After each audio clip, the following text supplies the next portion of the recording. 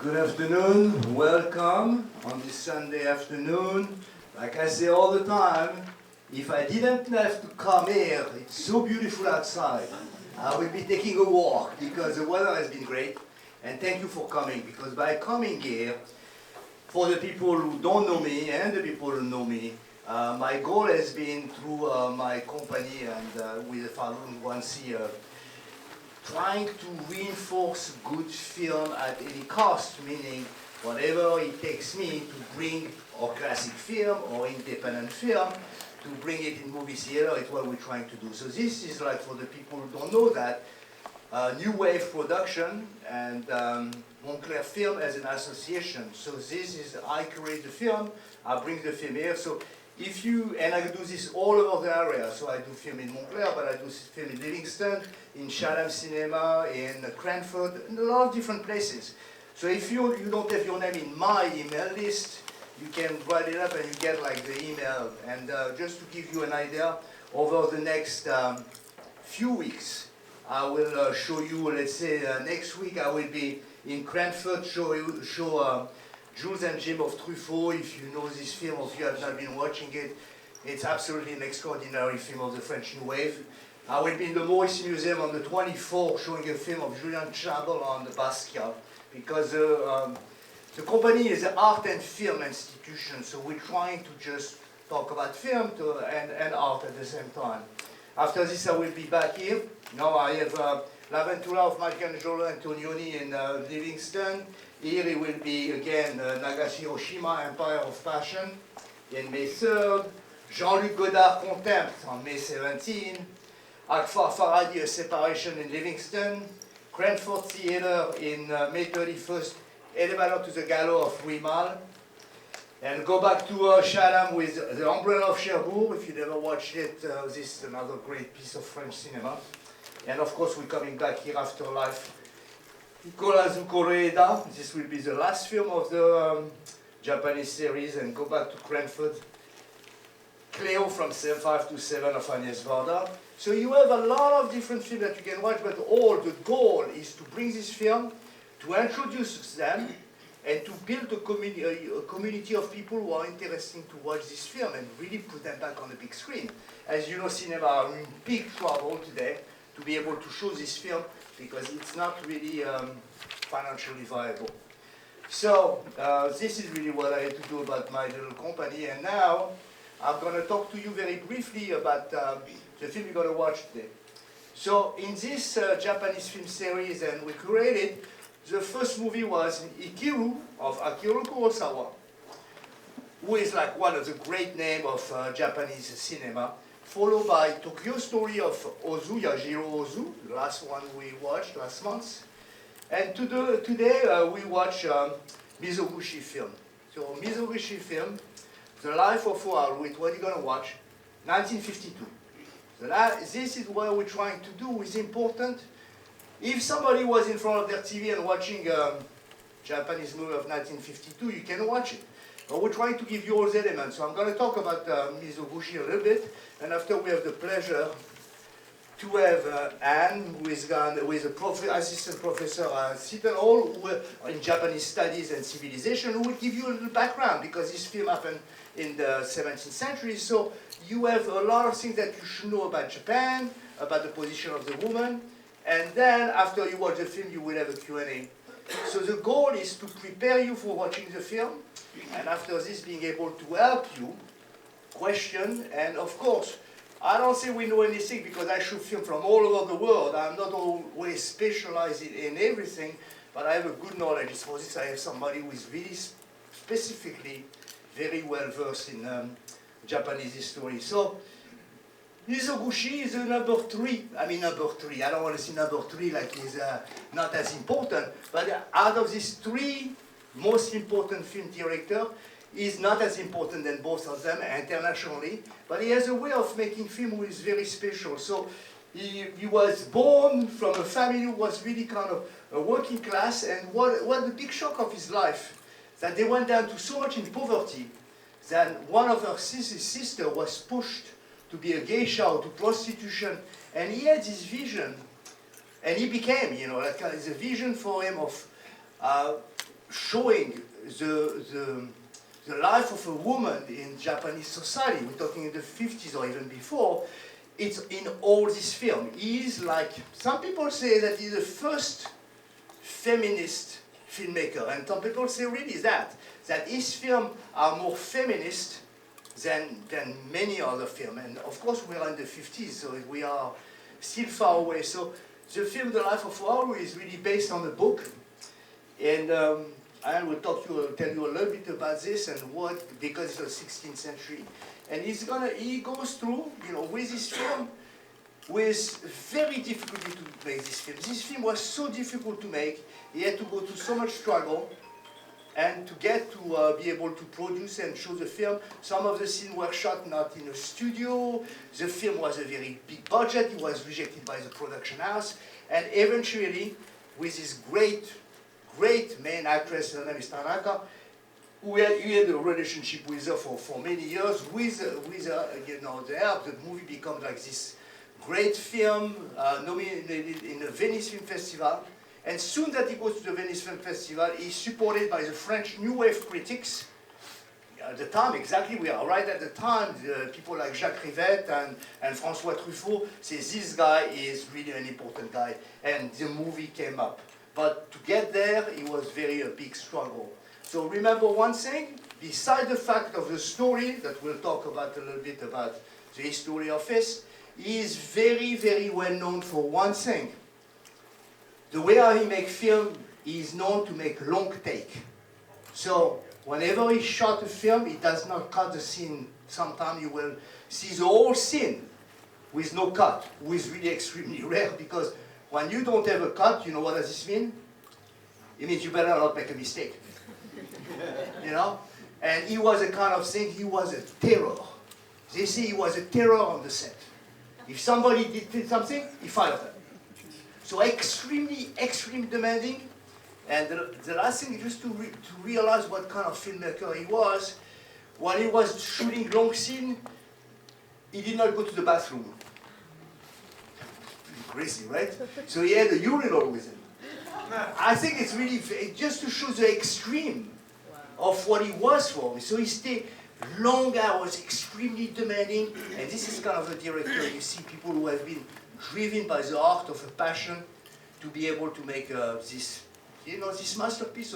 Today is really a masterpiece. So after you have the background about like the idea and the stories and everything else, you watch the film, because film is an emotional process. Film is a connection, personal connection. Not everybody feels the same way. Always, the same film can be seen by some people as a masterpiece, and from other people as the worst film of their life. And I give you two examples: Bergman, Antonioni, you know, like some of the great Iranian filmmakers too. For some people, these are like catastrophic, and for the people who are cinephile, they are the greatest film on earth. So whenever you see it, it's you. You are connected to the film. You make your own experience, and after this, please stay, because the idea is like how people can ask questions, but it's more a discussion. And we're going to discuss and try to see what comments you have, and how do you see this, and how do you feel about it. And hopefully when you come out different than when you came in. When you come to a film, if you come out and somebody says, how was the film? You say, oh, it was cool. No, I want you to come out of this and saying, I was moved by this, or this really just made a difference in my life. More you talk about it, more you experiment something emotionally, and more you are touched by an art form. How many times can you watch a film again? And people know what I say. The same thing, that how many times can you watch the same painting?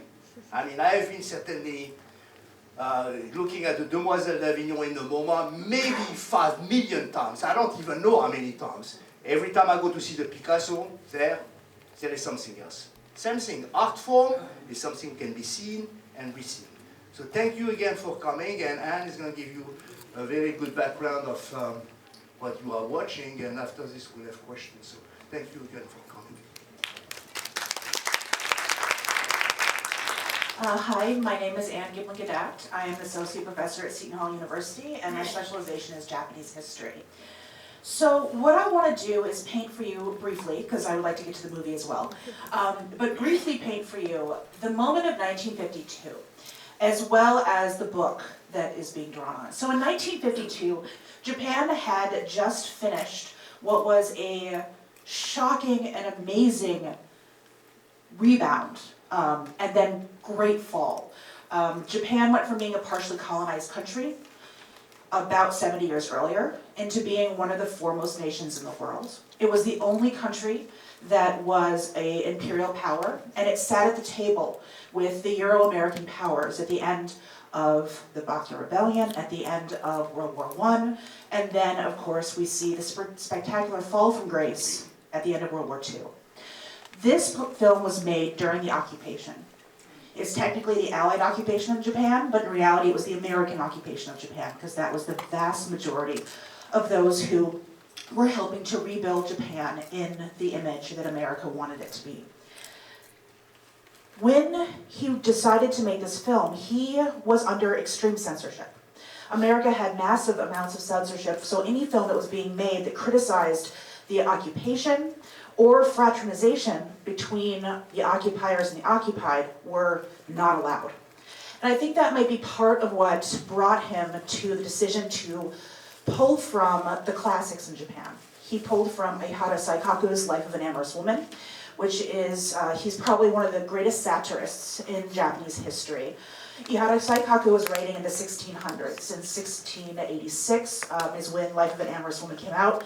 And what he did with that book was it was funny. He's basically the Pulp Fiction writer of his time period. He wasn't writing high art. He was writing sex. He wrote a lot about sex. And I'll tell you, you can't really unread some of those things. I've tried. Once you read them, you're there. But in this piece, it was a transgressive piece. Because what he was trying to do is he was trying to work against the standard status quo for women in this time period, where women were born into a certain class, you lived your life in that class, and you died in that class. Oharu doesn't do that. She jumps from class to class all throughout the book. And so I think when Mizuguchi chose this piece, he was interested in the idea of gender. He was interested in the idea of transgressive gender, but I also think he was influenced by his sister's experience. In Japan, prostitution was common all the way up through the modern period. Oftentimes, women from poor villages would be sold into prostitution. And it became even worse during World War II. During World War II, one of Japan's greatest war crimes that was largely unprosecuted by the Americans was that of the comfort system. These were comfort stations that were set up in Japan as well as in the colonies that brought in women, usually against their will, occasionally volunteers who didn't know what they were getting into for Japanese women, and they were there to service the Japanese troops before and after large military engagements. At 1945, it's the end of the war. War crimes stop, right? No. The comfort stations stayed open, particularly in Japan, and they continued to service, but this time they serviced the American servicemen. And it was done with the consent of the Japanese government and largely known to the Japanese people because it was seen as a patriotic act for these women to join the comfort stations or remain in the comfort stations while the rest of the Japanese women would then be safe. So I think that this piece and his choosing the life of Oharu is deeply a political statement. It's one that can't be censored because it's from the 1600s, but that it is profoundly about the moment in which he's in. So with that, I'm going to let you guys watch the film as it was meant to be seen on the big screen.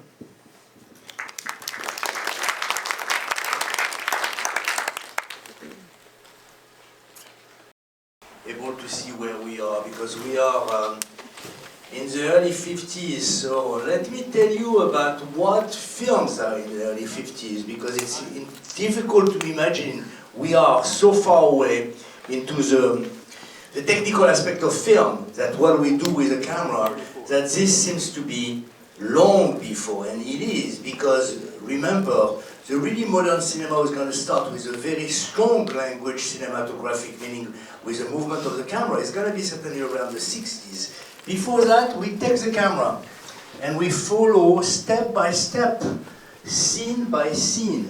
One thing that it does which is really unusual already is that it does a flashback. You're starting on a flashback, I don't know if you remember, we're starting by the end. You see the end first, like a part of the end, not really the totally end, and then you go step by step. In 1948, just after the war, cinema is talking a lot about social issues, so we are here in the same thing, but technically, the technique out of cinema are going to change very, very much in the next few years. So the most important here, it will be content.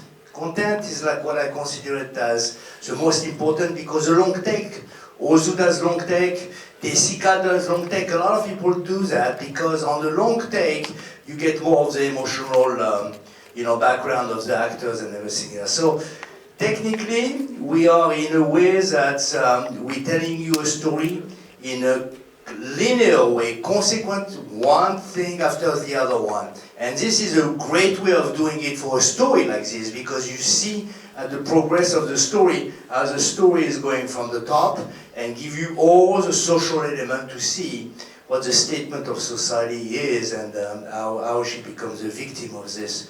But one thing I can tell you about Mizoguchi, who is very important, is say, you cannot be or make a good film until you are like in your 40s or the 50s, and Kurosawa did the same thing. And the interest too is that he say, I am not there to give you some sense of beauty. I am here to really go into the emotional process and taking a risk of bringing this on the screen. So this is a mature filmmaker. This is somebody who has been having 30 or more than 35 films on his back. So he's really at the top of this, of his ability of making a film and his language of the film.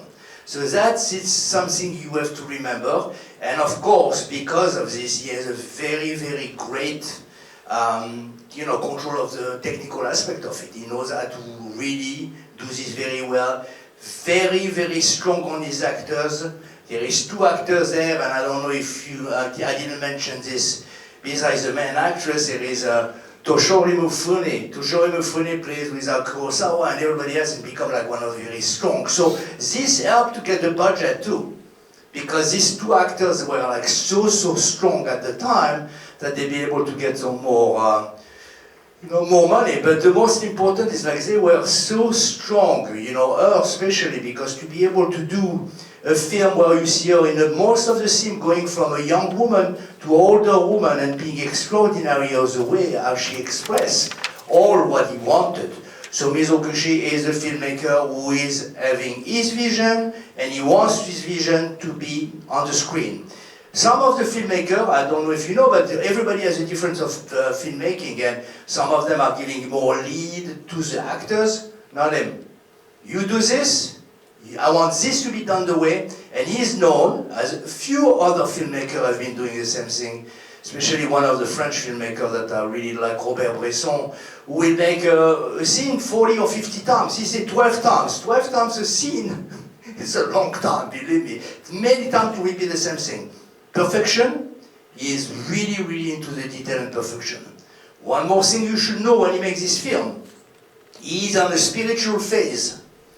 He really thinks that he's getting more into Buddhism, and as you can see at the end. So there is all this element who comes, who makes the film an interpretation of the book. Remember, it's not really, it is following the book, but it's how is he going to give this really strong message on society and on feminism. People say that he is the first feminist director of the time, because he makes a very strong statement about how her individuality is there and how she's crushed by society.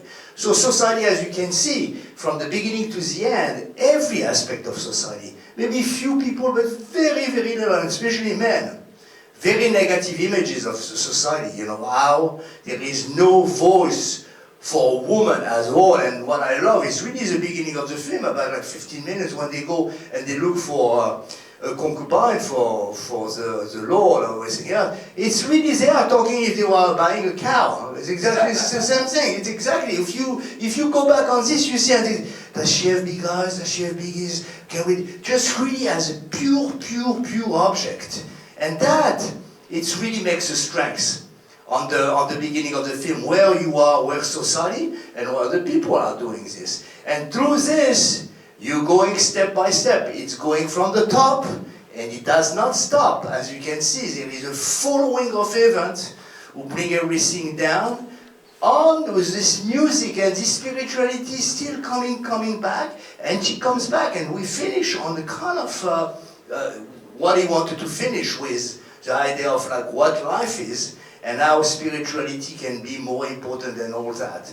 So on this idea of the script, you have a script which is very well written, absolutely no improvisation, step by step, and bring you from a beginning to an end, like a regular film. What you will say, like most of the people will say today, I mean regular people who never watch this kind of film, they will say it's too long. It's too long, what is this scene? But length is today too. I want to remind you that we have a group of people today who is called independent filmmaker. If you have been going to festival, you're going to see if independent filmmaker who have long scene. Because the idea of long scene is always to bring you in. If it doesn't work for you, you can have this shortcut. The shortcut all give you a lot of movement, a lot of action, but very little of emotional support, you know, I mean. There is some very famous filmmaker, young filmmaker, not young, but new filmmaker, independent filmmaker, who use long takes. And that is difficult commercially today, but at the time, this is a film. The filmmaking industry and how you make a film has to be done like this, or it's done like this.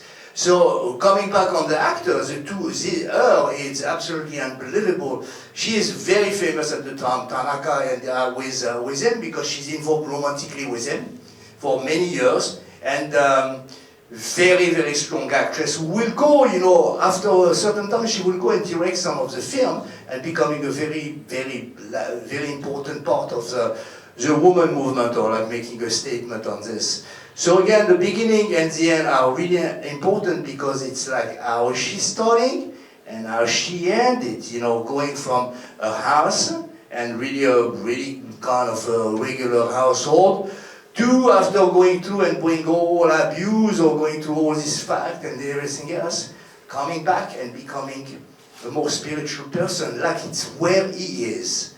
So remember, like all art or all directors who are making film, it's always where they are in their point of their life. We have been watching 3 films, you know, before that, who are very similar in a lot of ways. Ichiro is a lot about spirituality too, and looking at your life.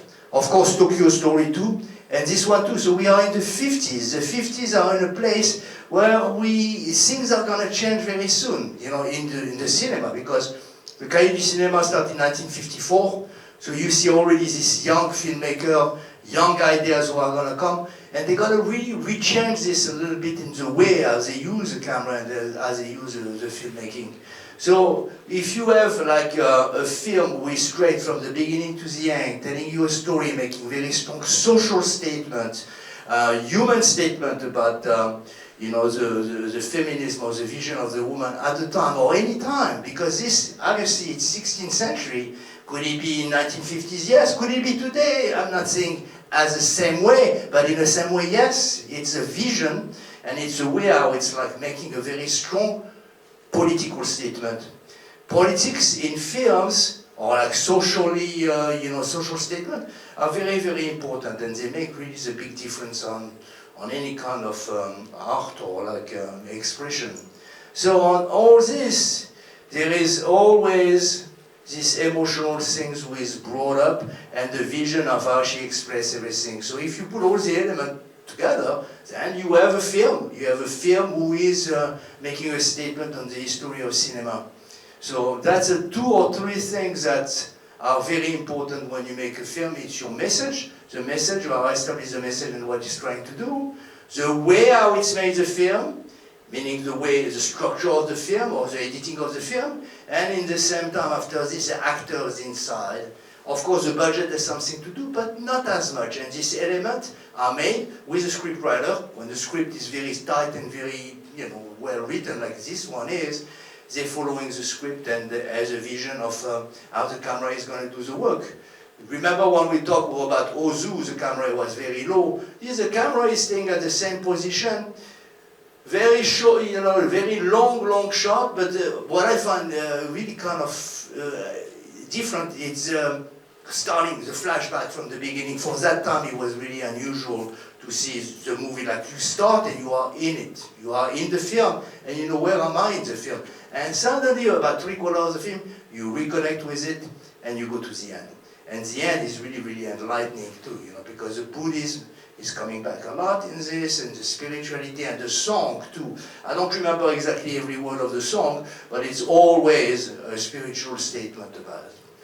So I'm going to let you, Anne, talk about like, the society and everything else, and after we'll have a Q&A, and we can really discuss all that.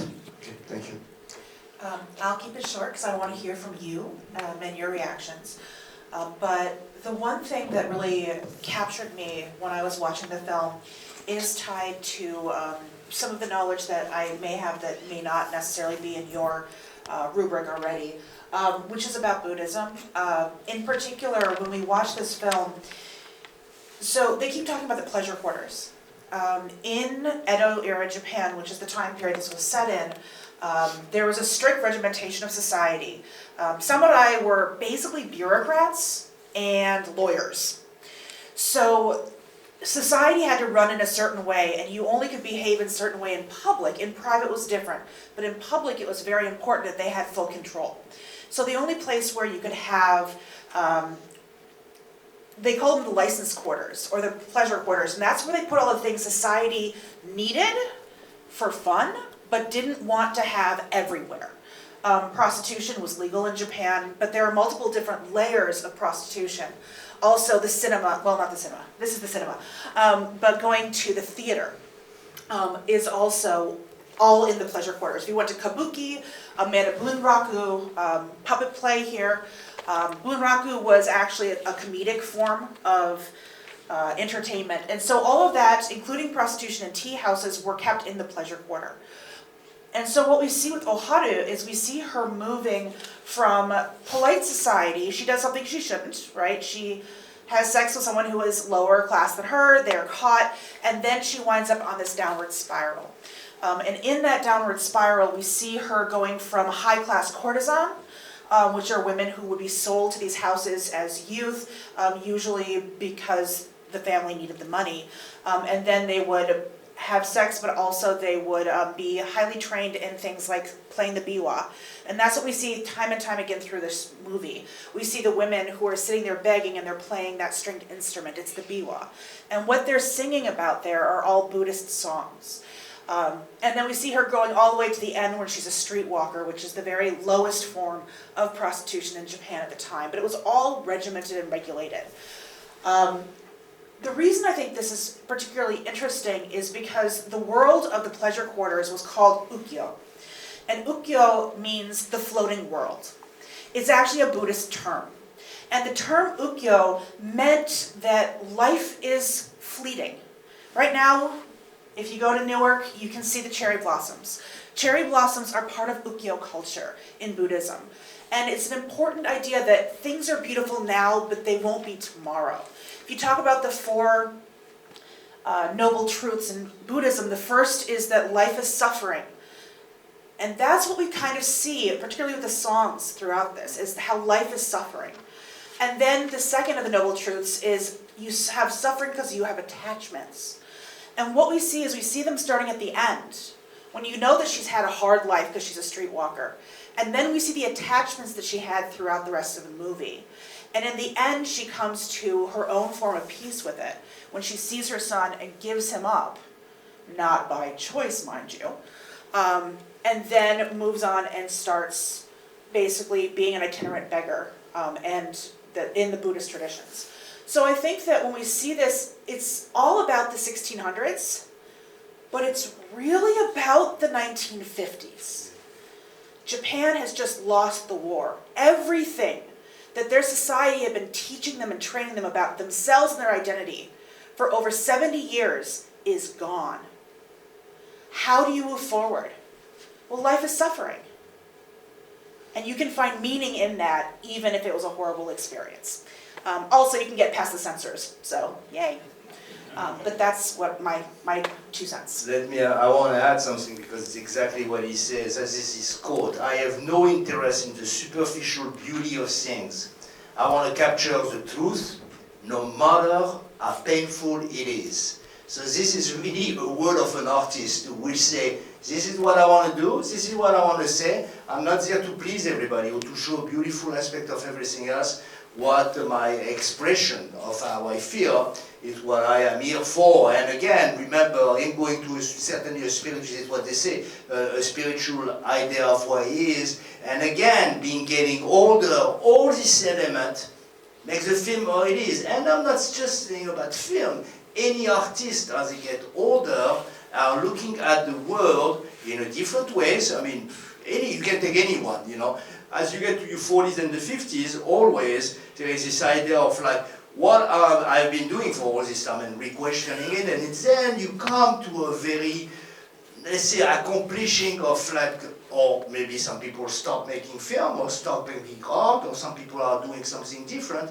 I think a good example, even comparing film to art, is people like Henri Matisse, or Mark Rothko, or people who, as they are going forward to the end of their life, getting more a minimalist approach. The minimalist approach is like less of thing and what is the most important in my creativity. And we talk about one of the Iranian movie like last week Abaska Ostami about Test of Sherry, and it's the same thing, you know. What are we doing here? What are these whole questions? But they come with maturity as a filmmaker. The filmmaker is a person who is very sensitive, especially an artistic, and he really develops all these ideas. So this is important, all this to do. You don't think just a product. If it is just a product, it's a product of Hollywood, it's a Netflix or whatever, it's made on a cookie cutter. When you talk about an art film like this, you're talking about a life of someone. Somebody is going through something and is expressing his vision of the world at the same time that he's sharing with you, you know. So, yeah, it's something that we have to always remember. Film is an art form. Film is not an entertainment form. It's an expression of a person who is trying to share something with you and make you grow with it and being able to just reflect on it. So let's start, you know, any question or any comments, you know, I mean, we're not here just for questions. I mean, comments are really great if you can, you know, say whatever you want, you know, let's see if we can pass the mic. And thank you very much for the film and the presentation. Just one observation, I couldn't help noticing, I don't know the landscape of old Japan, but there's an awful lot of rubble and standing by crooked building blocks. Is this in some ways a reflection of post-war Japan? That's a fantastic question. I know that I have read for like Rashomon that there was an intention of having the broken down rubble that was tied to post-war Japan. I don't know about Mizoguchi. Do you know?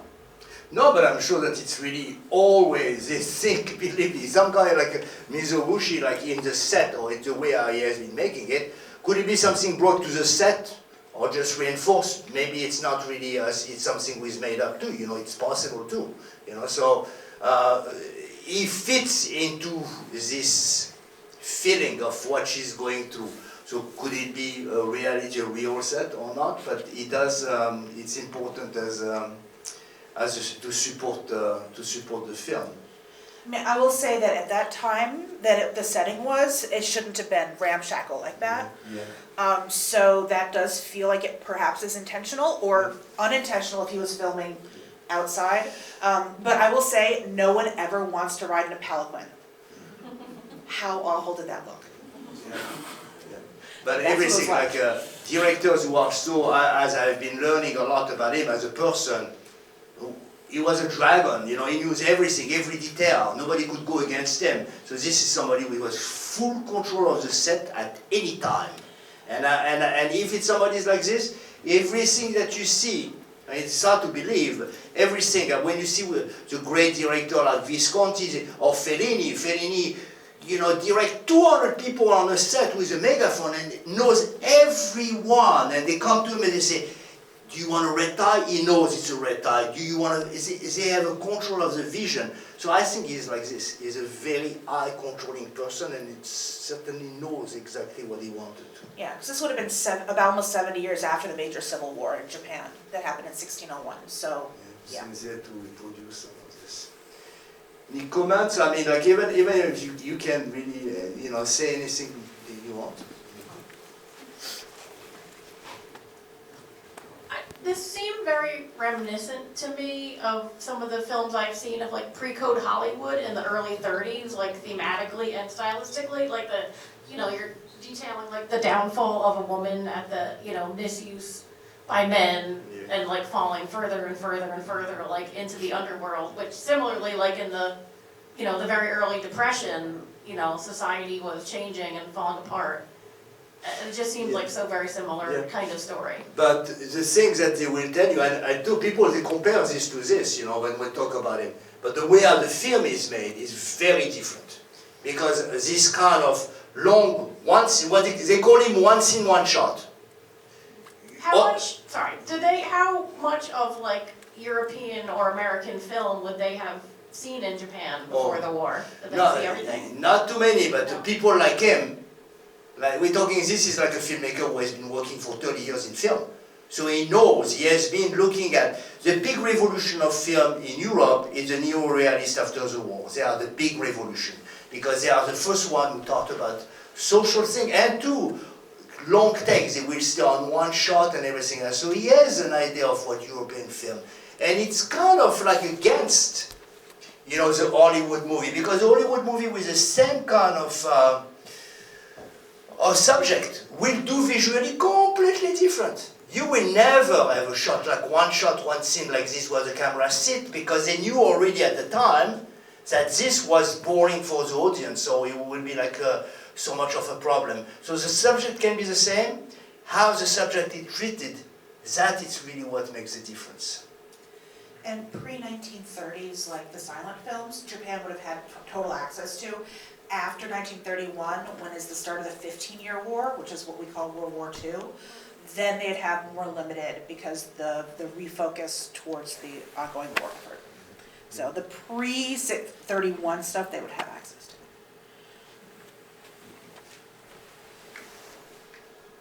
to. Yeah, I guess I'm a little confused. I thought when watching the movie that they were making a negative statement about Buddhism. I thought that because the Buddhist nun was very rejecting of our main character. But am I correct in that the two of you are saying that it's really a positive view of Buddhism in this? I would say it's an embracer of Buddhist principles, which are not always warm and fuzzy. I think that, I had not seen the film before today, this was lovely for me, but I had read the book, so I actually teach the book. And so in the book, actually, she winds up the wife of a Buddhist monk, and it does not go well.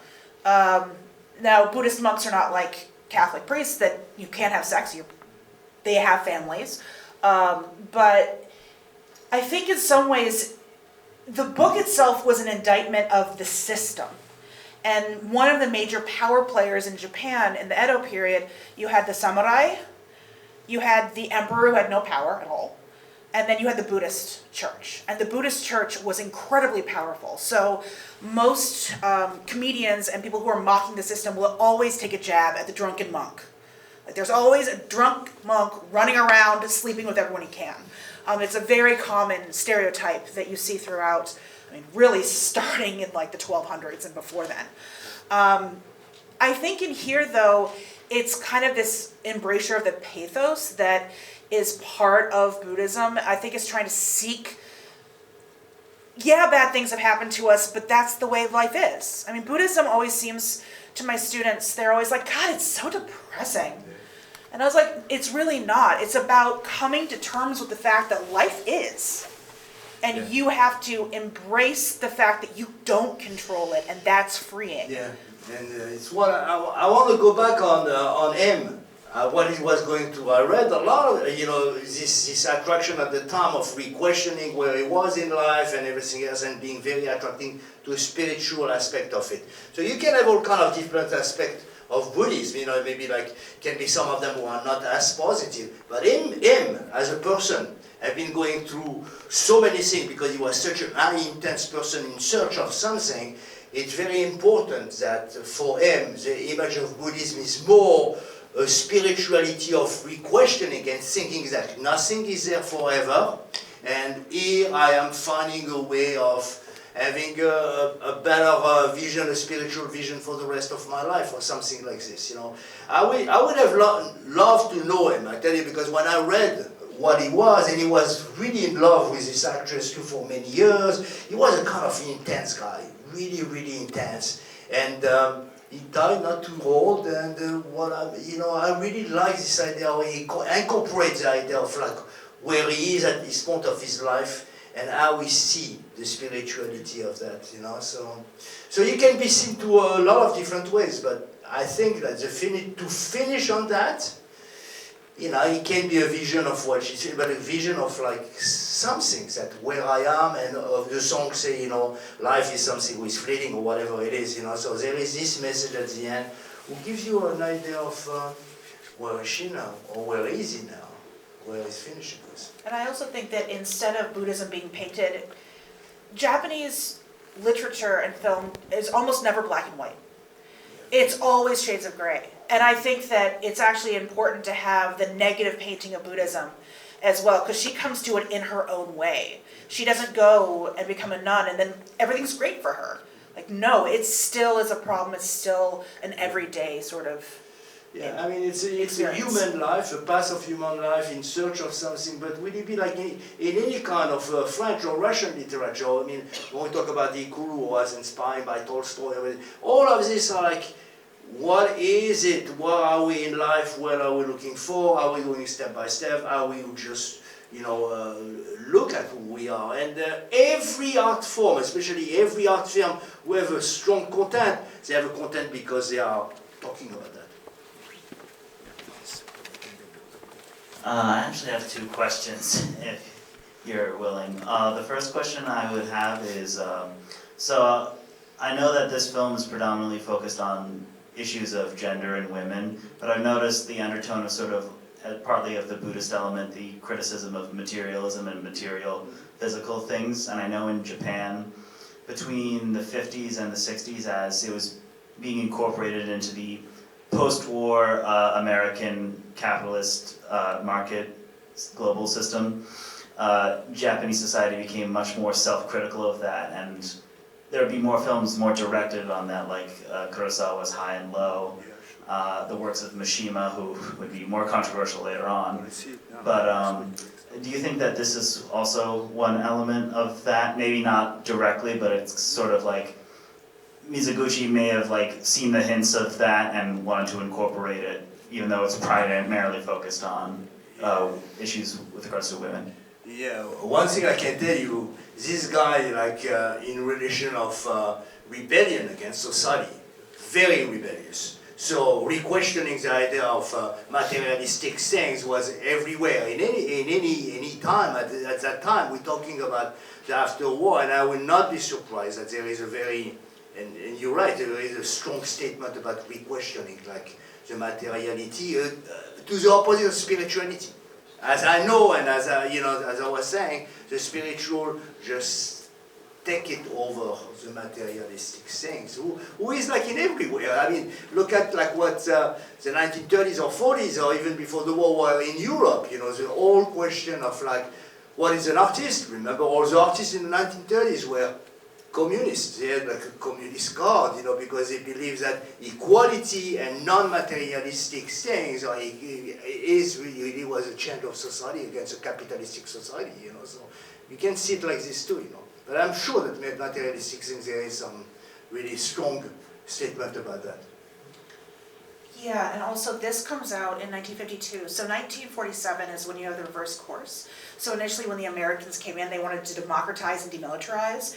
But after there began to be a greater concern about the rise of communism, you see a huge switch. So all of a sudden, by the time you hit 1950, 1951, instead of getting rid of the zaibatsu, which is what they were supposed to do, these huge monopolistic horizontal structures, they bring back, not the zaibatsu, the keiretsu, which are the zaibatsu, right? And so you see this huge flip. Instead of trying to pull away a lot of these kind of ideas and create more of a free market, it actually begins to get more and more entrenched in what was actually the pre-war capitalist society. So I think that there could easily be, and a lot of these artists also were definitely socialists. And too, you know, you're gonna see this. We're talking what? 1952, 53.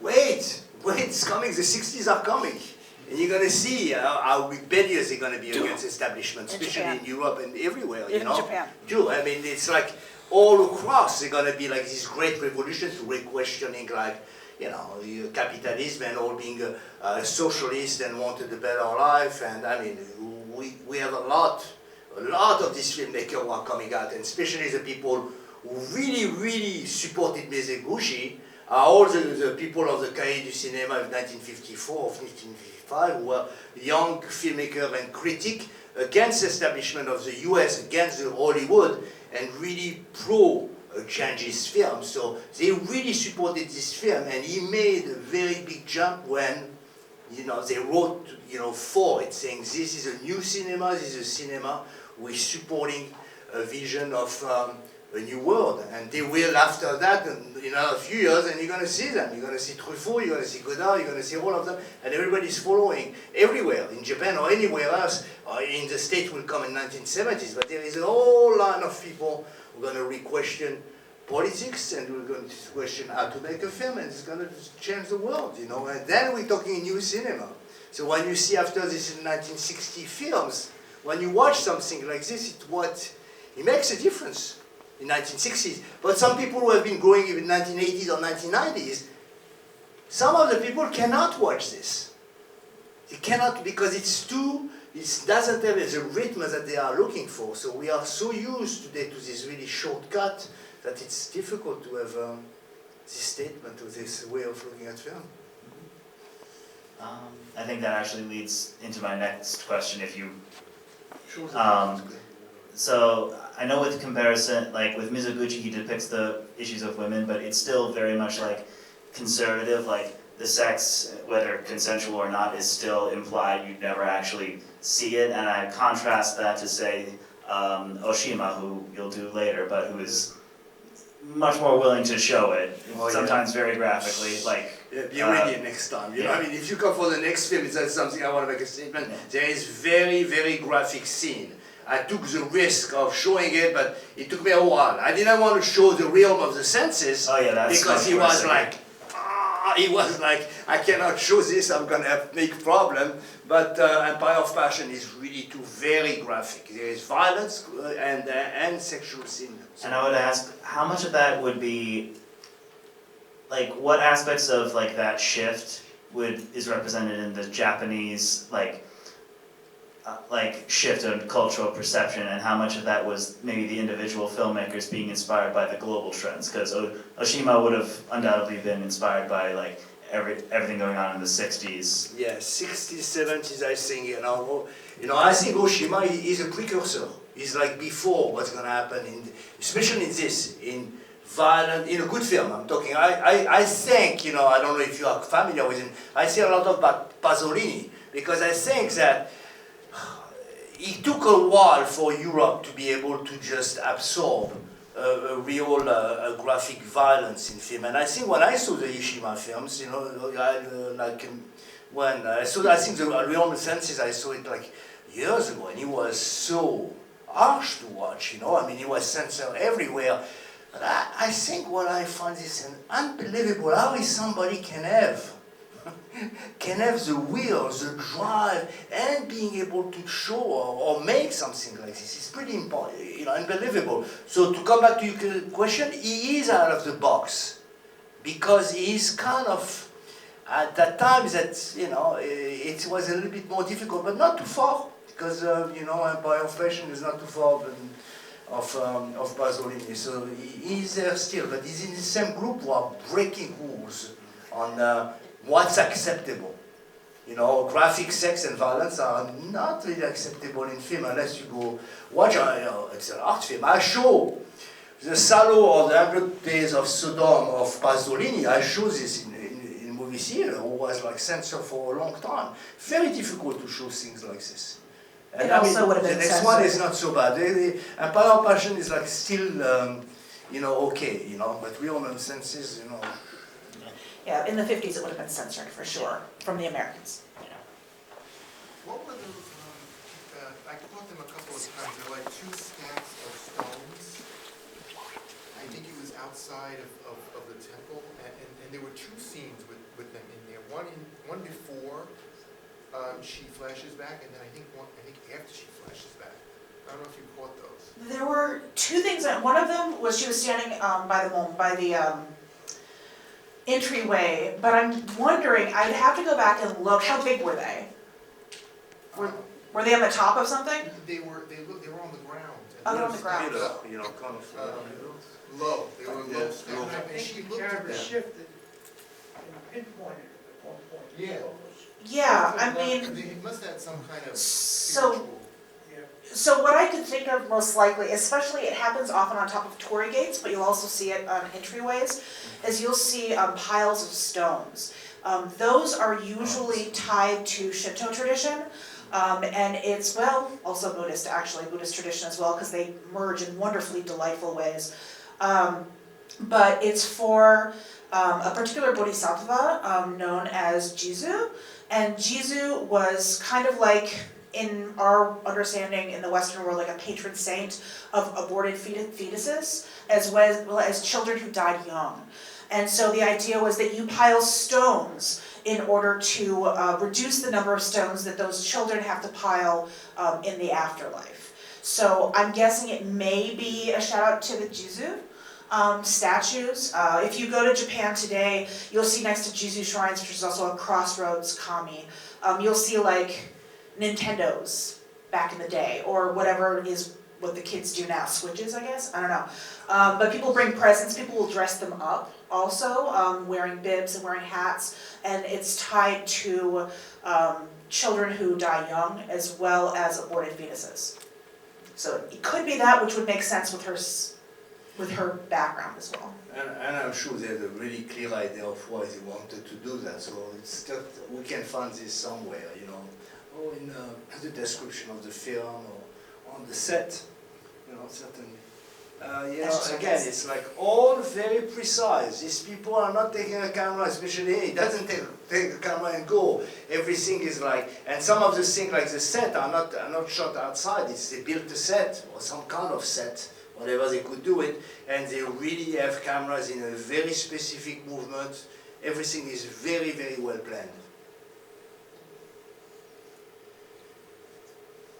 Anything else? So we have two more, the two last films, especially the next one is something with a little risque in the fact that it's a little violent graphically, but it's super important to see a filmmaker through you know, the time, you know, are changing the way of like expressing themselves, and we are into film. So at the same time that you are watching something, you're watching something happen on the screen, you have to understand we are moving forward, you know, I mean, and it's what makes cinema so interesting to a certain point, and after that it gets flat.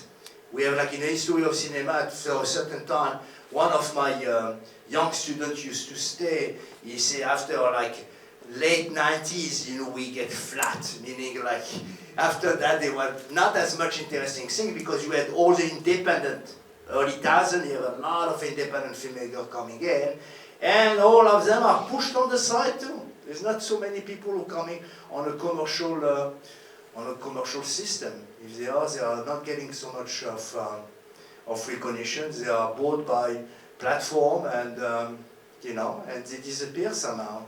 We don't have the idea of like promoting film by film and knowing what it is, you know. I mean, I know Christian Petzold, I don't know if you know the German film director who came out with a movie called Mirror 3. He was not, and he's a very well-known director, but he was not as publicized the way I would like to do it. So I found out about it by chance, because I was looking. As before, when a good filmmaker was making a film, he was out there. The only thing you have out there everywhere are all the commercial film, because they want to make money. So the big studio are putting everything out, and everything who is not as important for the money making, they take a second place or a third place. And eventually people who are not interested by cinema are not going to watch it. Very simple statement about cinema too. In 1976, like mid-70s, we had all the Italian great directors in New York City. In one part of the city, there was 3 or 4 films. It was, Pasolini was like finishing his film area, but like Fellini and Visconti and Lena Wertmuller, they were in the main screen. So we were talking like these art films that we are considered today old and artsy, were mainstream. This mainstream now is, this quality film are pushed on the side for the profit of a very big mega films who are making money. And movie theater cannot survive without that. That's really sad. Anyway, yeah, any question or anything? So, remember, like if you're not on my newsletter, please put your name, because I do things all the time, all around, and the next film I show, it's in Cranford, is Jules and Jim from François Truffaut, who is really a great film. If you never watched it on the big screen, it's rare to watch this film on the big screen too. This is another thing. A big screen like this is, it costs too much for cinema most of the time. All right, thank you for coming. We really appreciate you supporting us. Thank you.